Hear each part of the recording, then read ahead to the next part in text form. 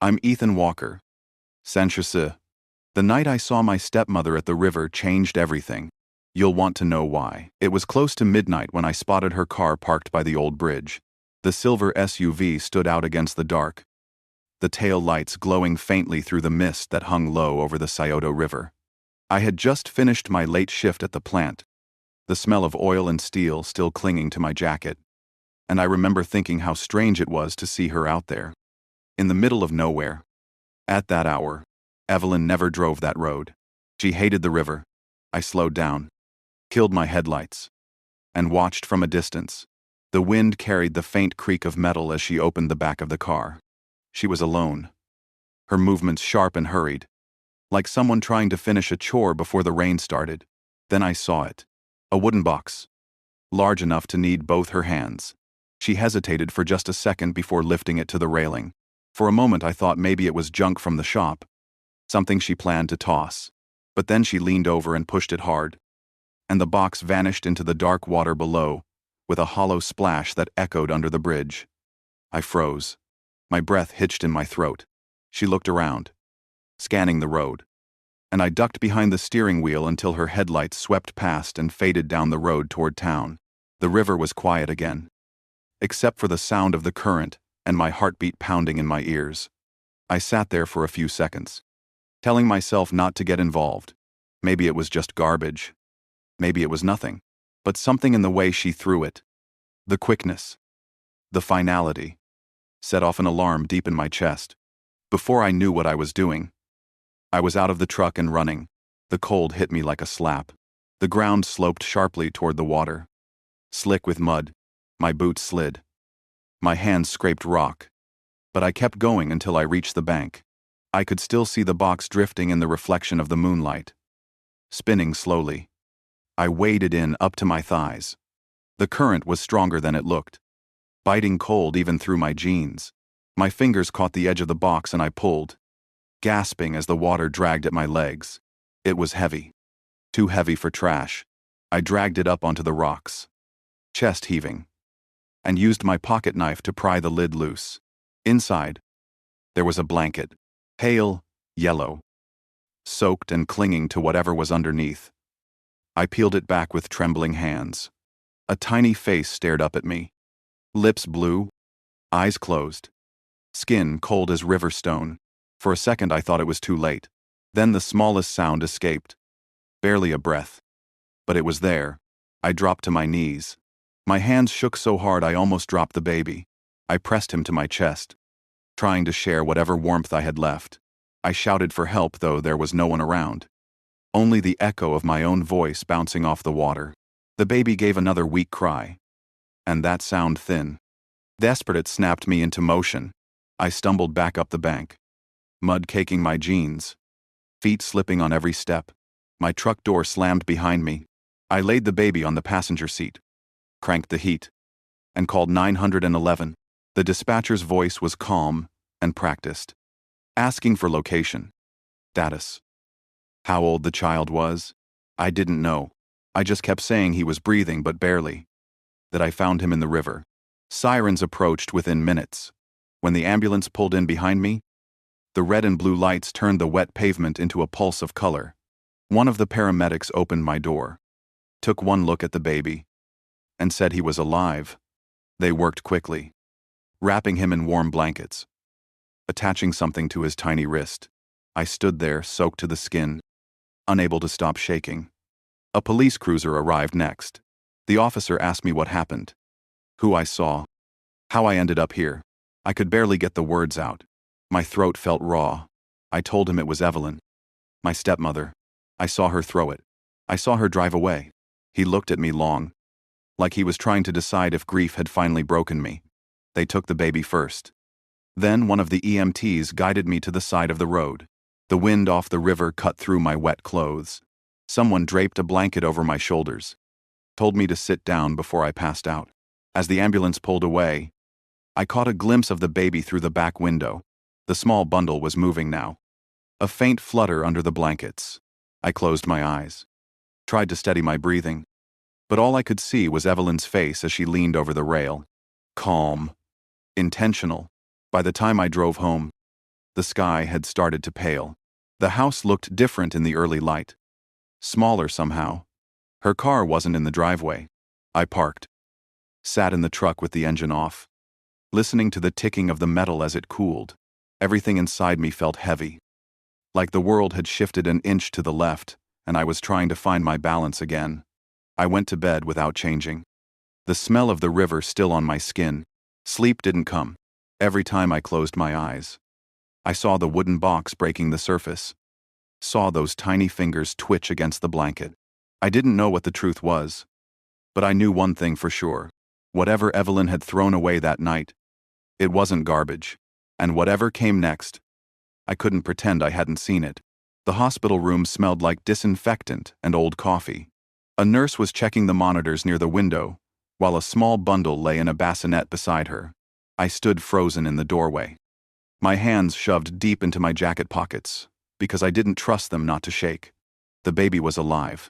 They told me that much on the phone. He was small, lighter than a loaf of bread, but he was breathing on his own now. Blair Thompson, the child services investigator, met me in the hallway. She was in her late 30s, sharp but not unkind. Her brown hair pulled tight at the back of her neck. She carried a clipboard and that tone that says she's seen every kind of mess a family can make. She said she needed my statement again and led me to a small office. I told her everything.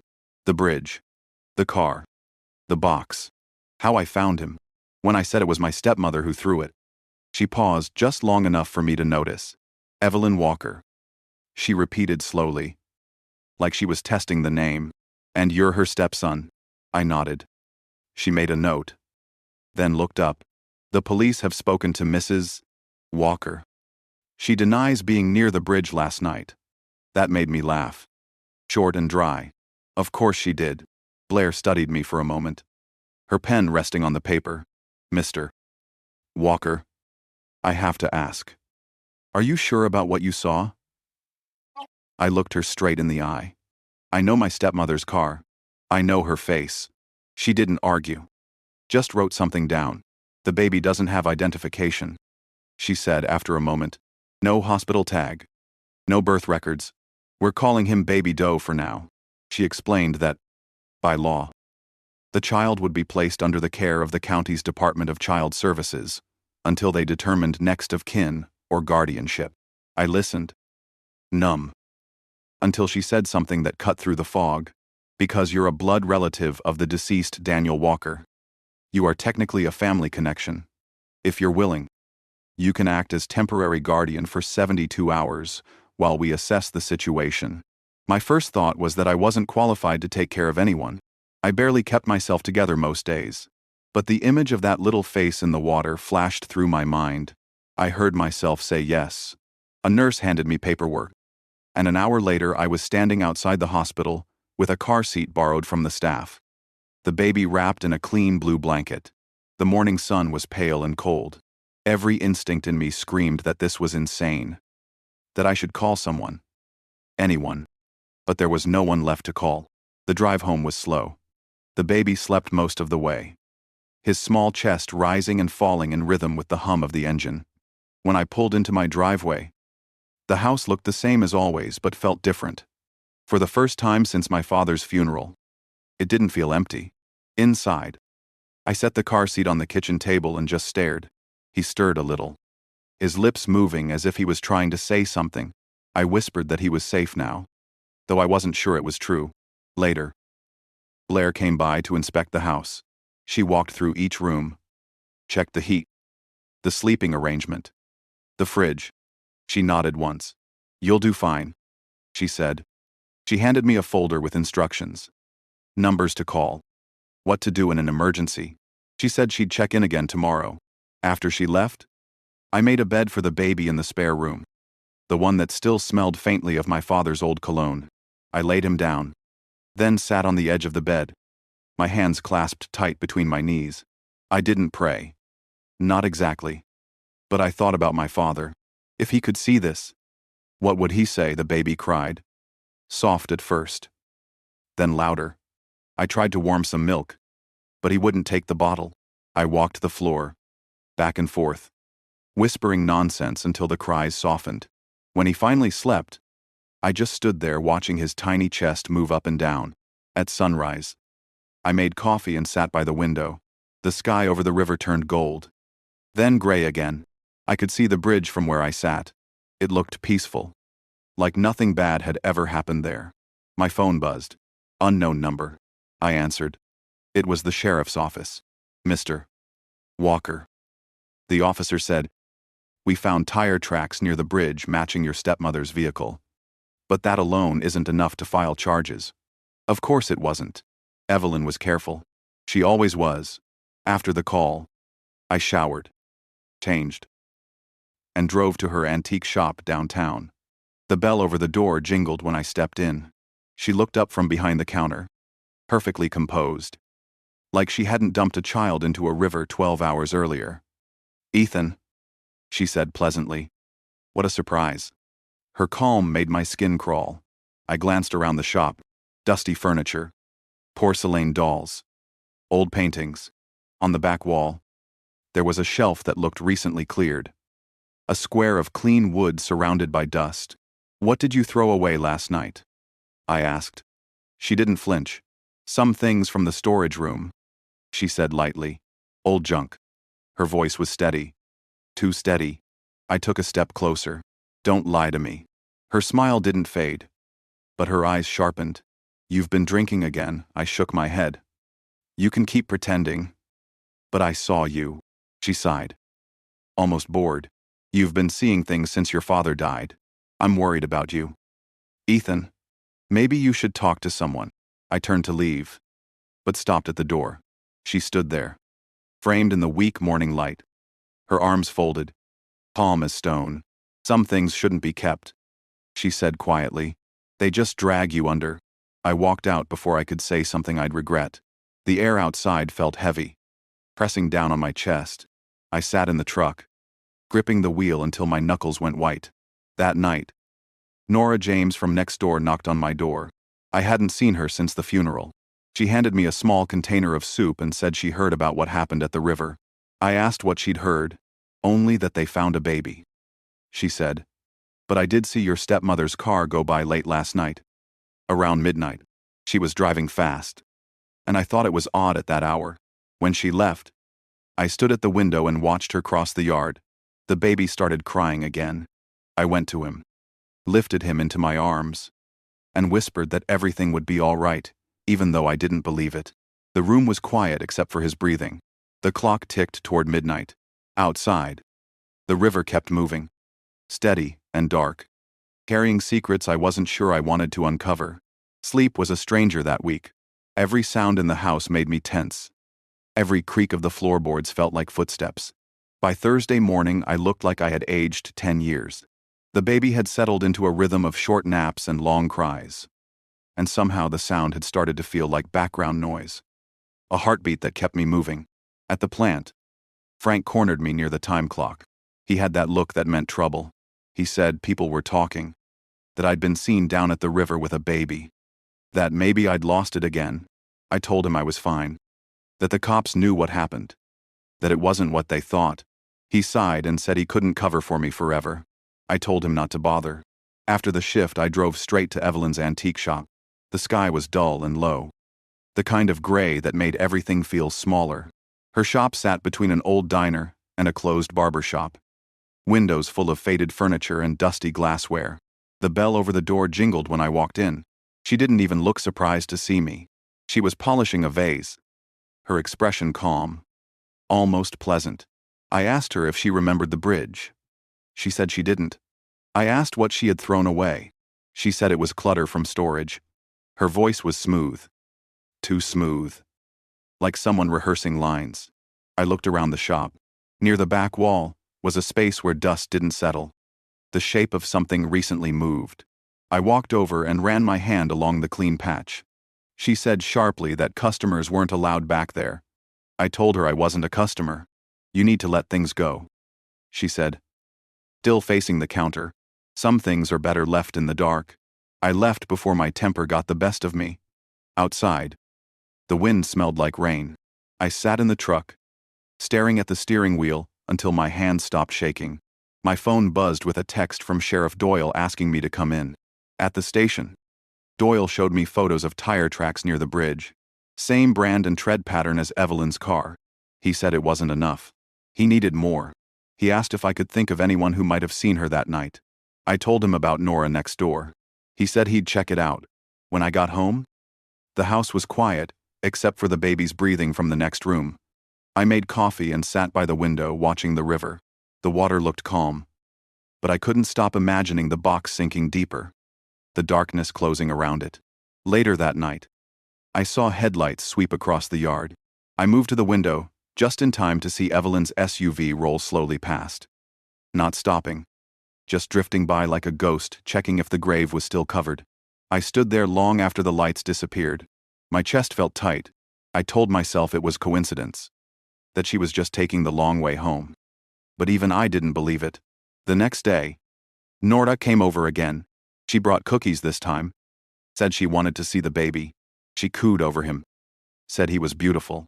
Then, casually, she mentioned seeing Evelyn's car again the night before, driving past my house. She thought it was strange, since Evelyn never came by. After she left, I checked the locks on the doors twice. The baby started crying, and as I picked him up, I noticed the small yellow blanket that came with him still folded on the dresser. I hadn't really looked at it since that night. Now, in the afternoon light, I saw the faint embroidery near one corner, the letters stitched in pale thread. R. More. The name meant nothing to me, but it didn't feel random. It felt like a clue, small and deliberate. I sat there holding the blanket, rocking the baby without thinking. That evening, I drove back to the bridge. The police tape was gone. The river moved slow and heavy under the dim light of the street lamps. I stood by the railing, looking down where the box had disappeared. Someone had been there recently. There were new footprints in the mud, and the tire marks looked fresh, not washed away by the rain 2 days ago. I crouched down, touching the tracks. They matched the pattern in Doyle's photos. A chill crept up my spine. She had come back. I got in the truck and turned the key. But the engine coughed and died. The silence pressed in. For a moment I thought I heard something from the trees. A rustle or a whisper. I sat perfectly still, staring into the darkness until the sound faded. When I finally got home, I checked every window before going to bed. The house was still. The baby asleep. The only light a thin line under his door. I leaned against the wall outside his room, exhausted. The name on the blanket kept circling in my mind. R. More. It didn't fit anywhere yet, but it felt like the beginning of something I didn't want to find. That night, I dreamed of the river. In the dream, the box didn't sink. It floated, following the current under the bridge. And from inside came the sound of a heartbeat that wasn't mine. When I woke, the house was dark. The clock said 3:17. The baby was quiet. I went to his room just to be sure. He was asleep, his tiny hand curled around the edge of the blanket. I stood there in the doorway, feeling both relief and fear, because somewhere out there Evelyn was still moving, still hiding something. And deep down, I knew this wasn't over. The next morning came gray and restless. I hadn't really slept. Every time I closed my eyes, I saw that clean patch of dust on Evelyn's shelf, the footprints by the river, the faint stitching on the baby's blanket. R. More. It played in my head like a broken tune. I called Blair first thing, told her about the blanket and the name. She said she'd run it through their system, see if any missing person reports matched. Her voice stayed calm. Steady. But I could hear the tension behind it. She told me to keep the baby close and not to engage with Evelyn again. I promised I wouldn't. But I already knew that promise wouldn't hold. By noon, I drove to the county office to sign the temporary guardianship papers. The lobby smelled like old coffee and paper. Blair met me by the desk, holding a folder with my name on it. She said the DNA test for the baby would take about a week. Until then, he would stay under my care, as long as my background check cleared. I nodded, feeling that strange mix of fear and purpose that had been my companion since the river. When I got home, the baby was asleep in the borrowed crib. I sat beside him, staring at the tiny curve of his face. I couldn't help but think about my father. He had been married to Evelyn for almost 10 years. After my mother died, he said she saved him, pulled him out of the dark. Now I wondered what kind of darkness he had really found. That night, while washing the bottles, I heard a car slow down outside. I turned off the faucet and peered through the kitchen window. Headlights crawled across the front yard before the car rolled away. I knew that shape. Her SUV again. The next day, I went to see Pastor Collins, the man who had buried my father. His small church sat on the edge of town, the same one where my father's memorial had been held. The pews were empty, the air cool and still. Collins looked surprised to see me. He asked if I was sleeping. I told him I wasn't. He offered coffee, and I accepted just to have something to do with my hands. When I mentioned Evelyn, he frowned. He said she'd come by the church a few weeks ago asking about donation receipts. She had seemed nervous, distracted, asked odd questions about old records. I asked if she said why. He shook his head, but then paused. She mentioned your father's insurance, he said quietly. Said she was updating paperwork. I told her she wasn't listed on the policy. That hit me like a punch. My father's insurance. The policy had gone to me, not her. I had forgotten about it until that moment. She must have found out. Maybe that was what this was about. Money. When I got home, Blair was waiting on my porch. She said she had news. The name on the blanket, R. Moore, matched a young woman named Rachel Moore, 20 years old. Reported missing 2 months ago.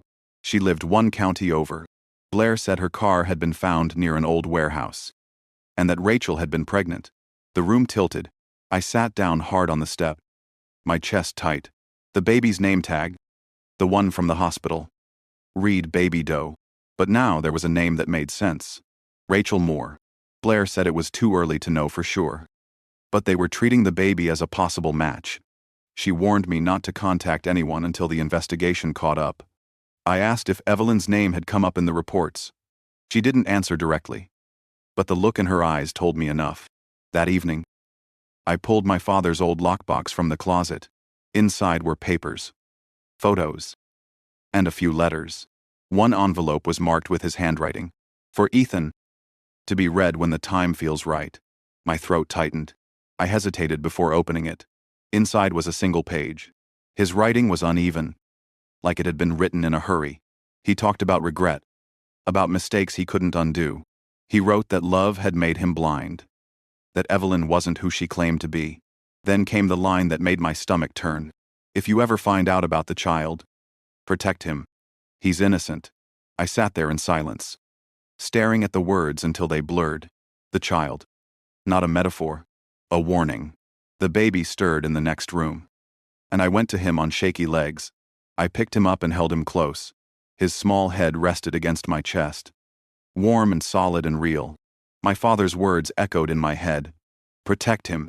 I looked around the house, every shadow suddenly feeling like a threat. I knew Evelyn wouldn't stop.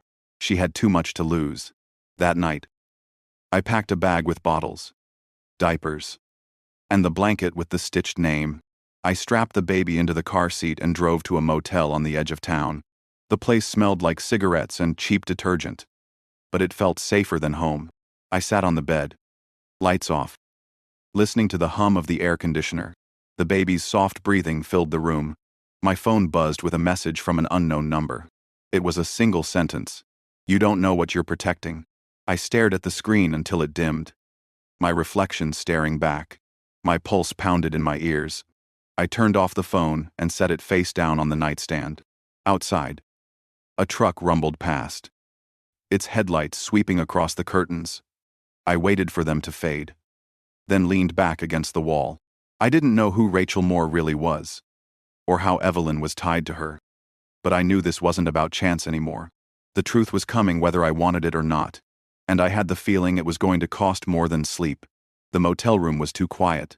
I sat against the headboard, staring at the cheap lamp on the nightstand, until my eyes blurred. The baby was asleep beside me in a makeshift crib made of pillows and a folded blanket. Every few minutes, I leaned over just to make sure his chest was still moving. The text from the unknown number sat heavy in my mind. You don't know what you're protecting. By morning, I was running on fumes. I went out for coffee and almost dropped my cup when I saw the newspaper at the counter. The headline read, "Local woman found dead. Rachel Moore." The article said her body had been discovered in a drainage ditch near a warehouse outside Dayton. No suspects. No witnesses. But authorities believe she had given birth recently. I stood there frozen, my heart thudding against my ribs. I drove straight to the county office. Blair was already there when I walked in. She looked tired, like she hadn't been home in days. When she saw me, she said she'd been about to call. She confirmed what I'd read. Rachel Moore's death was under investigation. The baby I'd found was almost certainly hers. I asked if Evelyn's name had come up yet. Blair hesitated.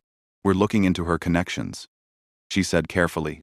She used to volunteer at a pregnancy support clinic. Rachel was on their records. The room spun a little. I gripped the edge of the chair to steady myself. Blair said the baby's DNA results would confirm everything soon. She told me to stay put. That the safest thing for the child was stability. But I could see it in her face.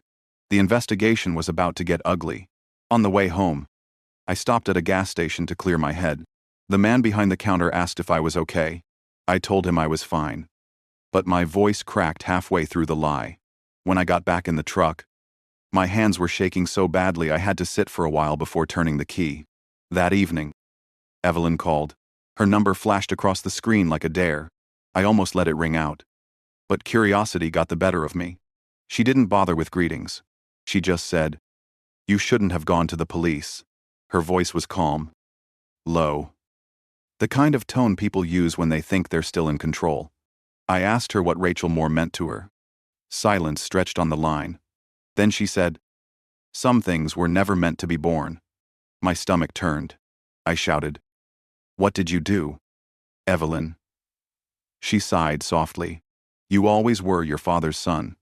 Always trying to fix things you don't understand." Then the line went dead. I sat there with the phone in my hand, my pulse hammering. The baby cried in the next room. And that sound snapped me back to reality.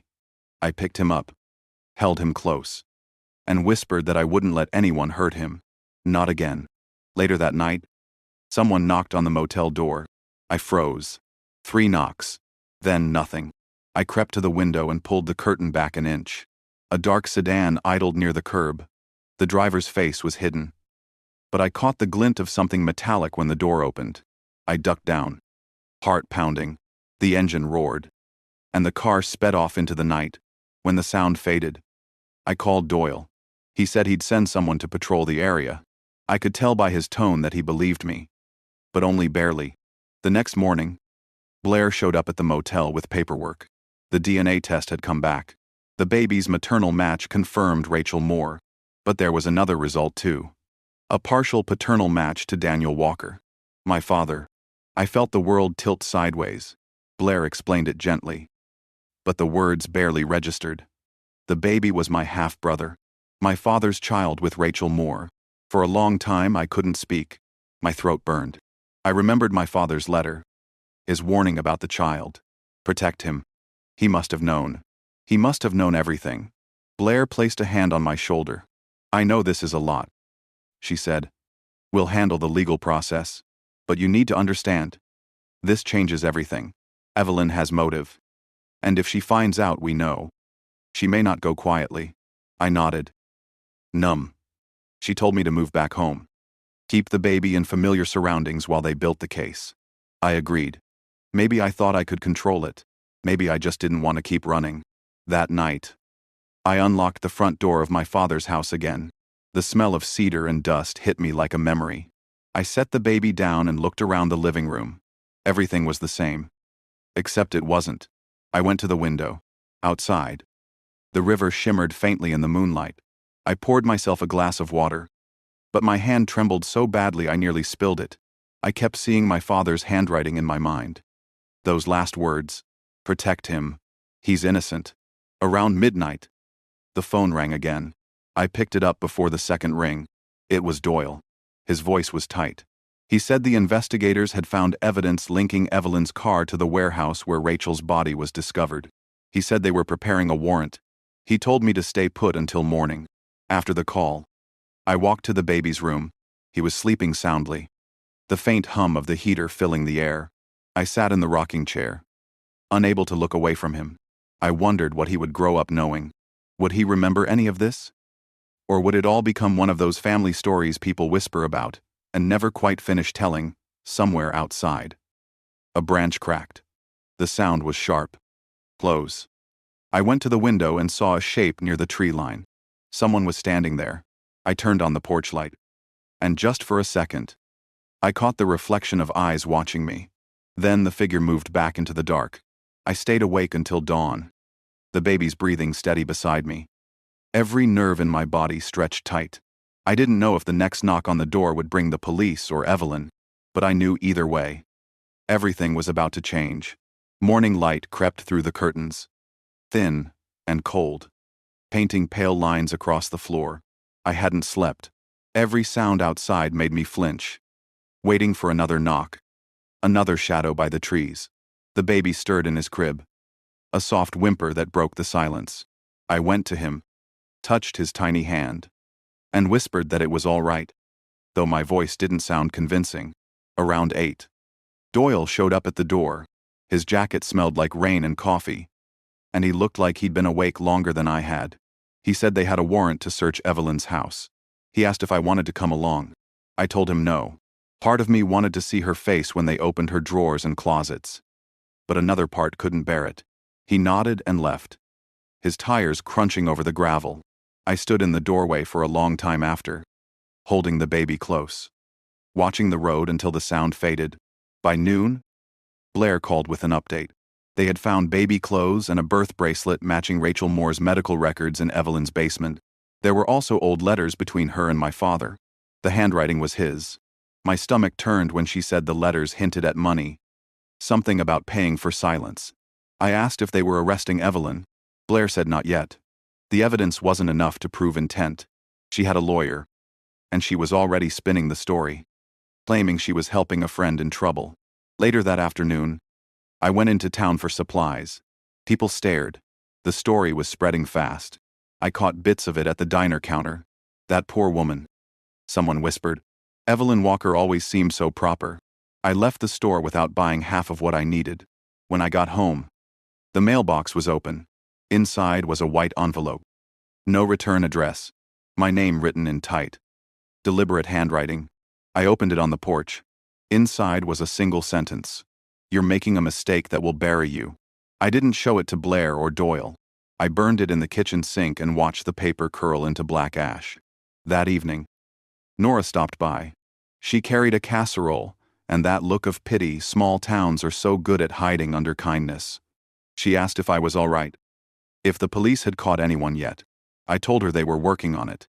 She looked at the baby and smiled softly. He has your father's eyes, she said. The comment hit harder than it should have. When she left, I sat in the quiet for a long time, watching the baby sleep, thinking about those eyes. My father's eyes, the same shade of blue that once looked at me across a fishing boat. Calm and steady. Now they were staring up from a crib, too innocent to know what kind of world he'd been born into. Near midnight, the phone rang again. This time it was Doyle. His voice was sharp. Evelyn had shown up at the sheriff's office with her lawyer, claiming I'd stolen her property.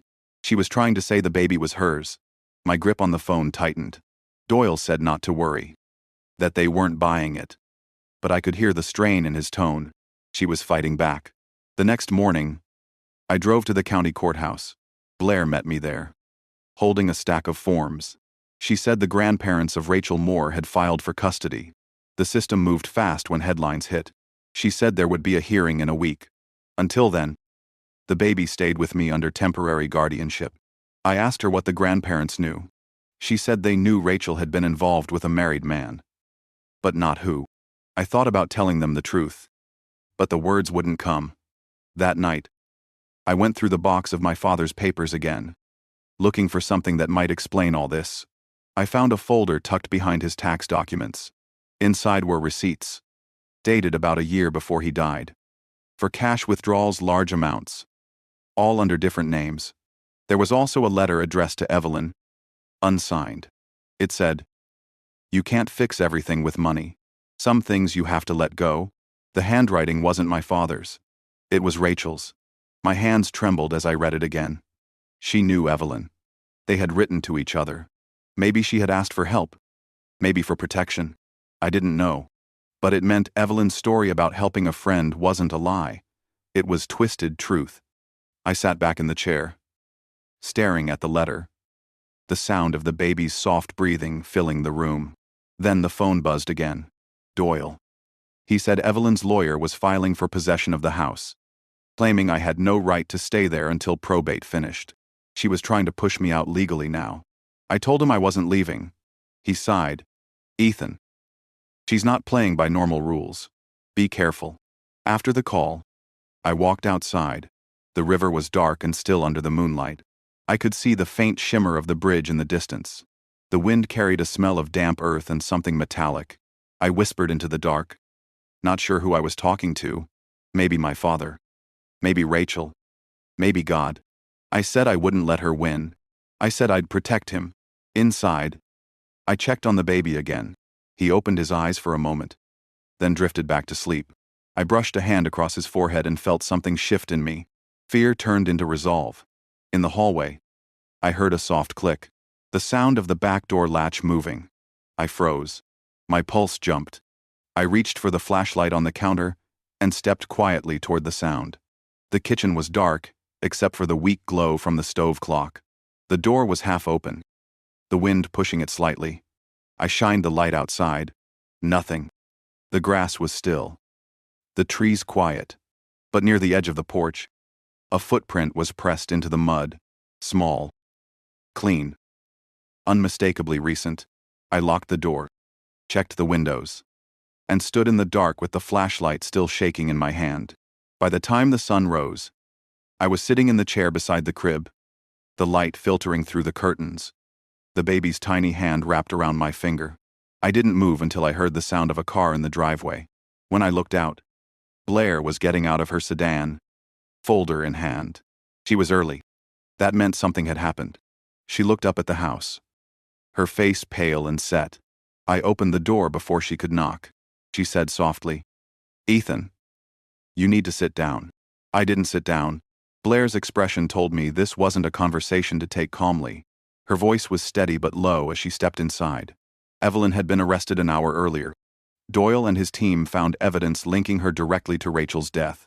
A set of Rachel's car keys had been discovered in Evelyn's shed, wrapped in a plastic bag with tape residue on them. Blair said they also found traces of blood on the wooden railing behind the house. Forensics was still confirming, but it didn't look good for her.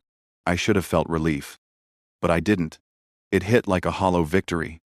The kind that leaves you standing in a storm with no shelter. I asked what would happen next. Blair said Evelyn's lawyer was already pushing a narrative of mental breakdown. That she panicked. That she tried to save the baby and then lost control. She'd probably plead diminished capacity. I looked at the baby, sleeping soundly in the crib, unaware that his mother's death and his stepmother's cruelty had turned into a courtroom story. Blair said there would be a custody hearing within days. The grandparents wanted full rights. Evelyn's defense wanted everything tied together. The baby. The house. The estate. It was all turning into a fight that had nothing to do with the truth. That afternoon, I met Doyle at the courthouse. He looked worn out, his tie crooked, coffee stains on his sleeve. He said the DA wanted to fast-track the case. But there was a complication. Evelyn wasn't talking. Not to them.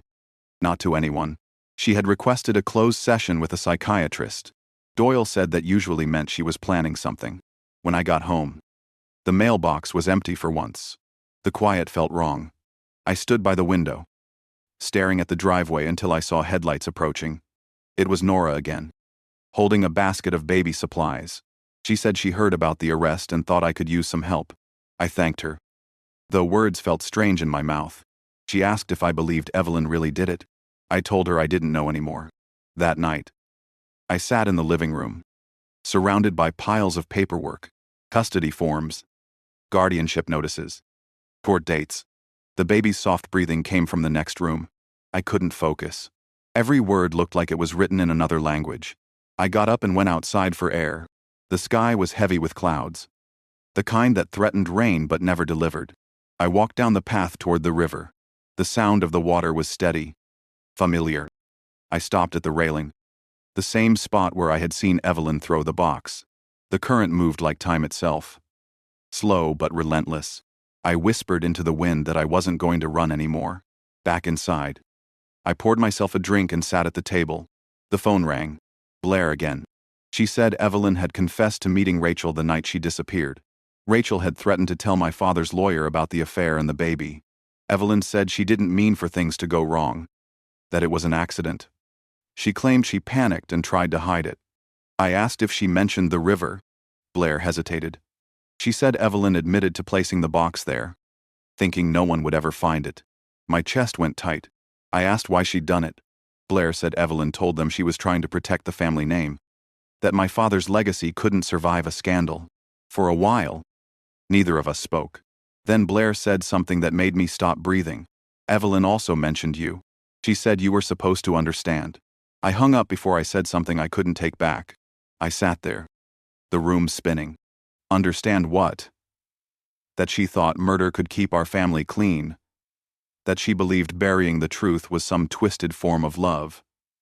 The next morning, I drove to the jail. The deputy at the front desk said visiting hours were limited. But when I gave my name, they let me through. The room was small, divided by thick glass. Evelyn was already sitting there, hands folded neatly in front of her. She looked older, her face drawn, but her eyes sharp as ever. She smiled faintly when she saw me. Ethan, you shouldn't be here. I told her I needed to hear it from her. Why, Rachel? Why the river? Why all of it? She sighed softly, tilting her head. Your father was a good man, but he was weak. She knew it. Used it. That baby was a mistake that would have ruined everything he built. My throat burned. He loved her. Didn't he? She looked at me like I was a child. He loved his image. I just protected it. I wanted to reach through the glass. Instead, I pressed my hand against it. You killed him long before he died. I said quietly. You poisoned everything good about him. Her expression didn't change. You're just like him. Always trying to be righteous when the world isn't built that way. A guard signaled that time was up. I stood, heart pounding. She leaned closer to the glass. You can't save that child from his bloodline. One day, he'll break you too. I walked out without looking back. Outside, the air was thick and humid. Doyle was waiting by the steps, hands in his pockets. You got what you needed, he asked. I told him no, but I got what I expected. That evening, I met with Blair and a court-appointed attorney to prepare for the hearing. The grandparents wanted immediate custody, claiming blood rights. Blair said the only way to keep the baby with me was to prove that environment and stability mattered more than biology. It wasn't about love, she said. It was about paperwork. I looked at the sleeping baby in the car seat beside me. He had no idea his future was being debated in rooms full of strangers. The hearing was set for Friday. Doyle promised extra patrol around the house, just in case Evelyn's supporters or lawyers tried something. I nodded, though the thought of protection felt hollow now. That night, rain finally came. It hit the windows in hard bursts, washing the yard clean. I sat by the crib, listening to the storm, watching the baby sleep. Lightning flashed, and for a second, I saw my father's reflection in the window. Or maybe just my own. I whispered to the baby that I'd fight for him, no matter what it cost. His tiny hand twitched, like he heard me. Outside, thunder rolled over the valley, deep and long, the kind of sound that shakes the ground. I stayed there until it faded, waiting for the morning to bring whatever came next. Morning came with a sky the color of steel, and the kind of silence that presses against your skin. The rain had stopped, but the air smelled like wet earth and rust. I made coffee, holding the mug just to feel the heat. While the baby slept in the next room, every corner of the house felt heavier, as if it knew what was coming. By 9, Blair showed up again. She had that look that said there was news, but not the kind that brought relief. She told me the custody hearing was still set for Friday. But Evelyn's lawyer was trying to use her confession as evidence of psychological instability, claiming she wasn't fit to stand trial. That meant the process could drag on for months. She placed a manila folder on the table and said it contained the official court motion from the Moores. Rachel's parents. They were filing for permanent guardianship. I opened the file, and my eyes went to their written statement. They described losing their only daughter, how they wanted their grandson close, how they believed I was just another reminder of the man who had ruined Rachel's life. I couldn't even blame them. Blair said they'd reached out, asking to meet before the hearing. She thought it might be a good idea. Maybe a way to show cooperation. I told her I'd think about it. After she left, the house was quiet again. I stood by the window and watched the river glint in the pale light. I thought about Evelyn sitting in a cell, probably still believing she had done the right thing.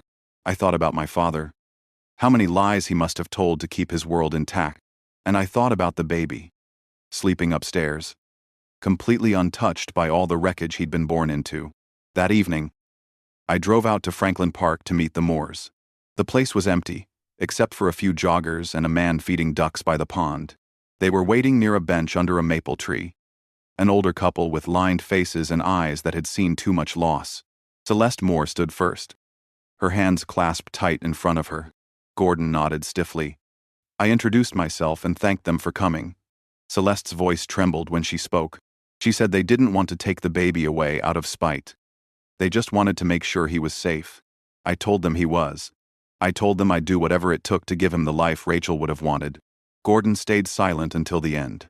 Then he said quietly, "You have his blood. But so do we. That's the part that hurts." When I left, Celeste touched my arm lightly and said, "No matter what happens, thank you for saving him." The words stayed with me all the way home. That night, I found myself standing in my father's study again. The air was stale, the smell of old paper and dust thick around me. I opened his desk drawer, the one that had been locked since the funeral. Inside was a small photo frame turned face down. I flipped it over. It was a picture of my father and Rachel.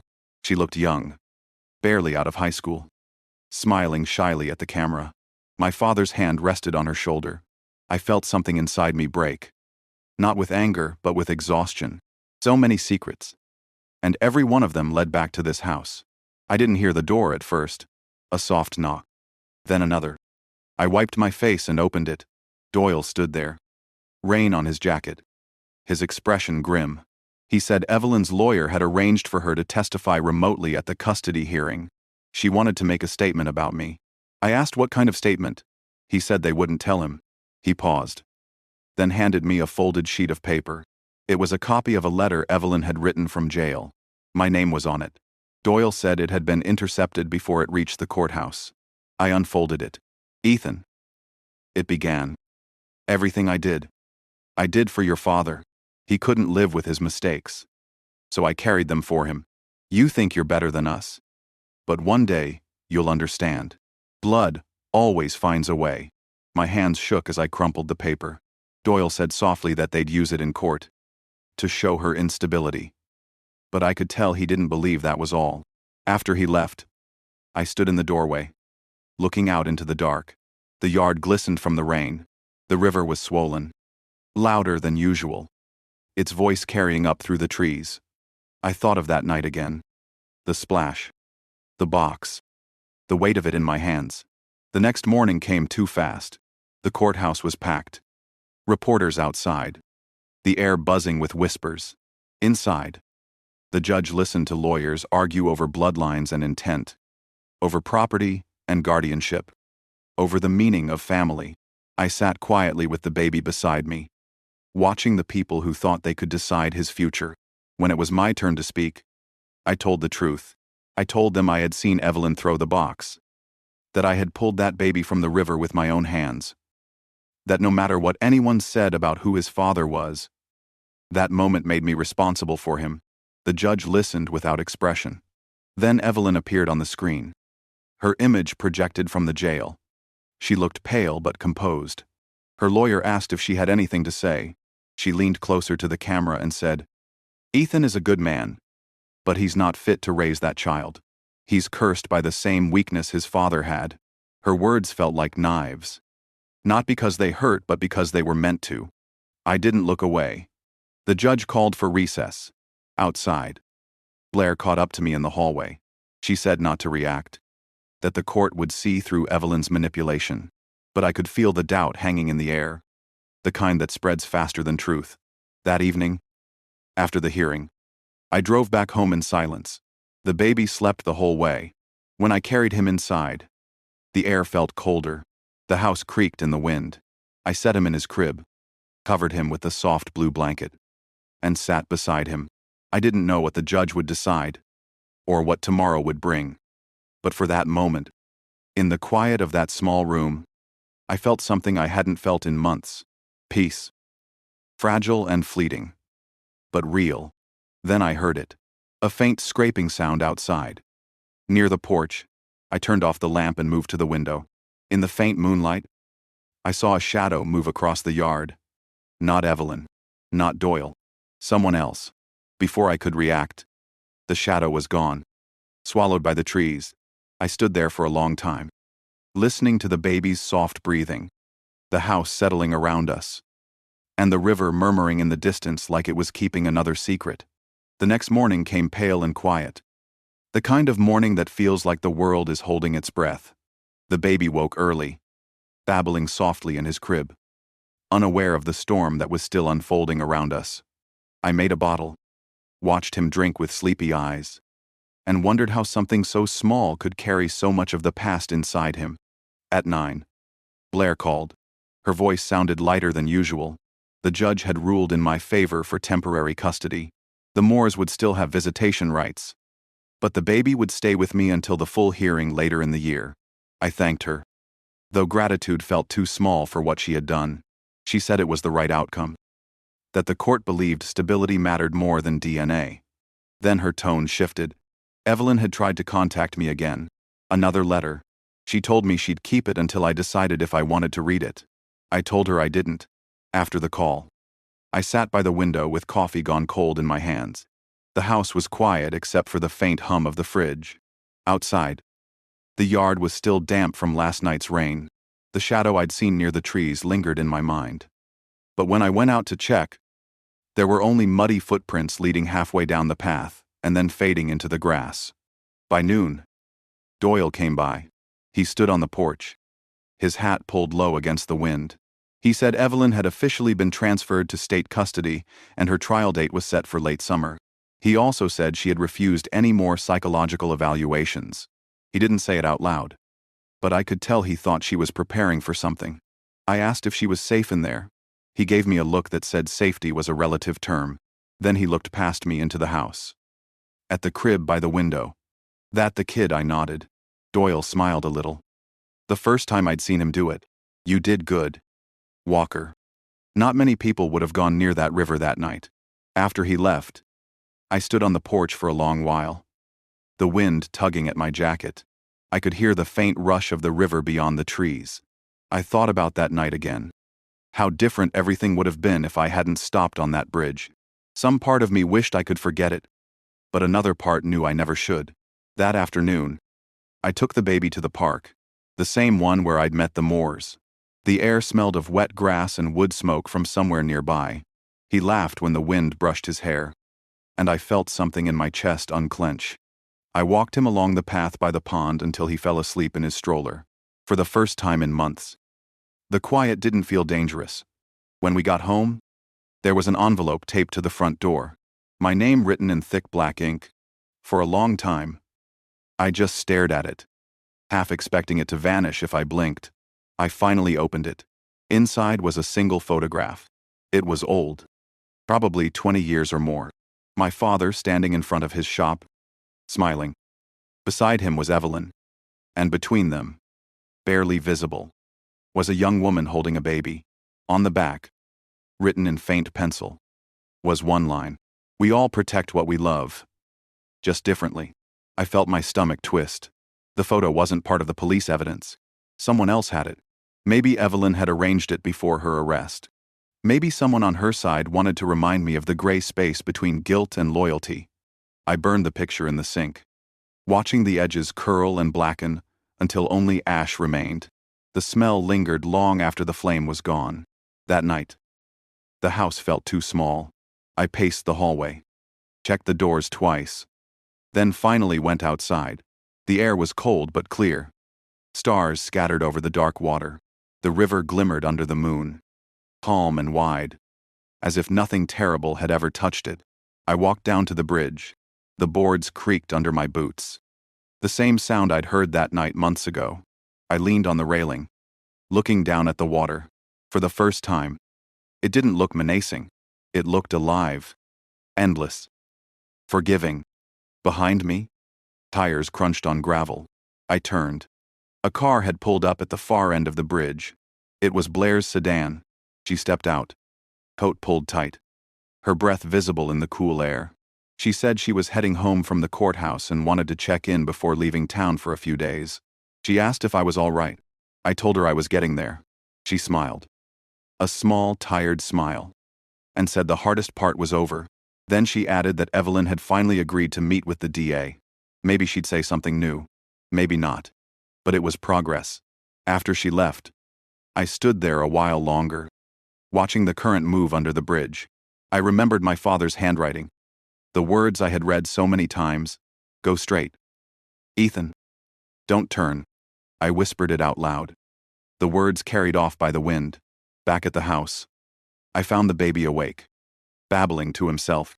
I picked him up, and he laughed, grabbing at my collar. His eyes caught the light. That same blue I used to see in the mirror when my father was still alive. I said softly that everything was going to be all right. Not perfect. Not easy. But all right. The next morning, sunlight spilled through the windows. Bright and clean. I dressed the baby and carried him outside. The grass sparkled with dew. Birds called from the trees. I walked down to the riverbank, the same place where I had pulled him from the water. He squirmed in my arms, reaching for the rippling light on the surface. I knelt down and let him touch the air above the water, his small fingers waving at the reflection. The current moved steadily, and for the first time, it felt like it wasn't hiding anything anymore. I looked out across the river, the sound of the water blending with his laughter. For a moment, everything was still. Then I said it, more to myself than to anyone else. Justice isn't about punishment. It's about what you do after the truth finally shows its face. The wind rose slightly, rustling through the reeds. I turned back toward the house, the baby's head resting against my shoulder, his breath warm against my neck. The bridge stood quiet behind us, its shadow stretching over the river like a scar that would never quite fade. I kept walking until the house came into view, sunlight glinting off the windows. And for the first time in a long while, I felt something that almost felt like peace.